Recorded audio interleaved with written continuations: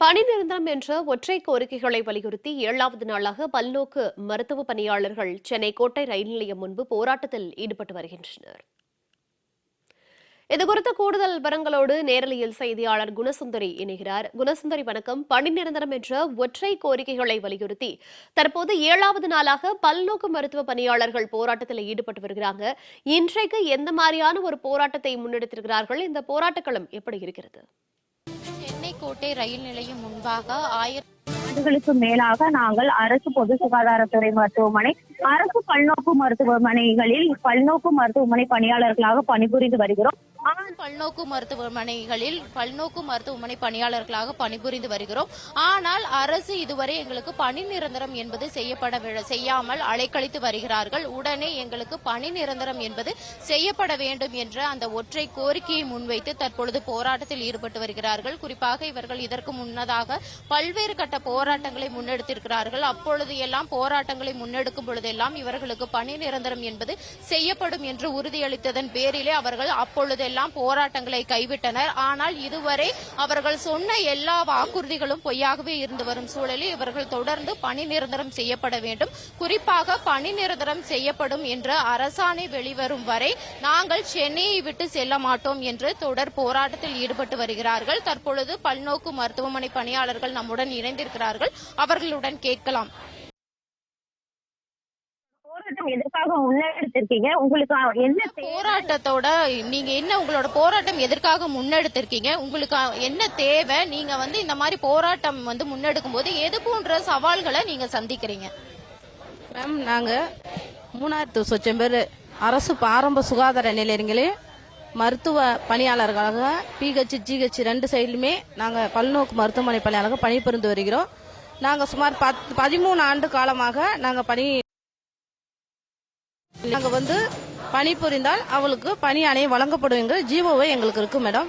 அப்படி இருந்தும் இந்த 5 வருஷம் முடிந்த பிறகும் 13 ஆண்டுகளாக எந்த ஒரு அறிக்கையும் இந்த அரசு எங்களுக்கு எடுக்கப்படவில்லை.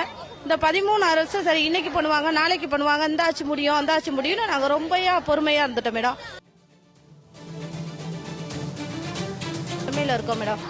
அப்புறம் நாங்க கொரோனா காலத்துக்கு சென்றோம். அங்க போயிட்டு ஆளா நாங்க தான் மேடம் எல்லா ஒர்க்கும் பார்ப்போம் மேடம். ஏன்னா எங்களுக்கு பப்ளிக் தான் முக்கியம், பொதுமக்கள் தான் முக்கியம் அப்படின்னு சொல்லிட்டு எங்க உயிரையும் பணையும் வைத்து நாங்க அவ்வளவு ஒர்க் பார்த்தோம் மேடம்.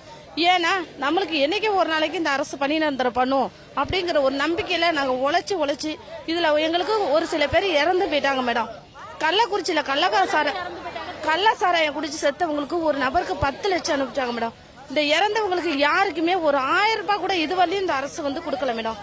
அப்படி இருந்தும் கூட நாங்க அதிகம் பொறுமையா கொடுத்து நாங்க எங்க டியூட்டில தவறாம நாங்க பணிபுரிந்து வந்தோம் மேடம்.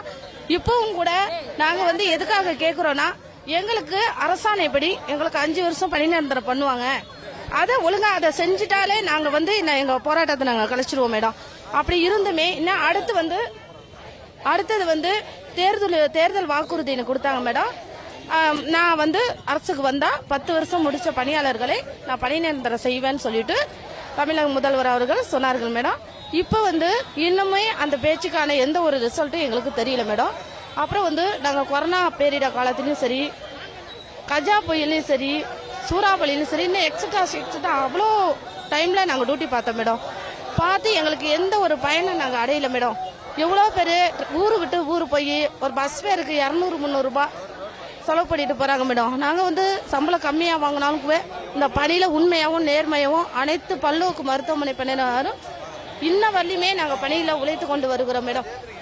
எங்களுக்கு கோரிக்கை இப்ப என்னன்னா, ஒற்றை கோரிக்கை பணி நிரந்தரம் மட்டும்தான் மேடம். அந்த பணி நிரந்தரம் அந்த அரசு செய்யும் வரை இந்த சென்னை விட்டு நாங்க யாருமே போக மாட்டோம் மேடம். நாங்க ஜென்ஸ் இல்லைனால லேடிஸா ஒட்டுமொத்த பேரு இந்த 2 நாளுக்குள்ள எங்களுக்கு தகுந்த ரிசல்ட் கிடைக்கலன்னா நாங்க அடுத்தது ஒரு பஸ்ல விழுந்து கூட சாக கூட நாங்க துணிஞ்சிட்டோம் மேடம்.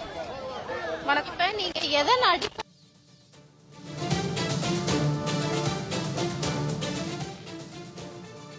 பணி நிரந்தரம் என்ற கோரிக்கைகளை வலியுறுத்தி 7வது நாளாக பல்நோக்கு மருத்துவ பணியாளர்கள் 1000க்கும் மேற்பட்டோர் போராட்டத்தில் ஈடுபட்டு வருகிறார்கள். இது தொடர்பான கள தகவல்களை வழங்கியமைக்கு நன்றி குணசுந்தரி.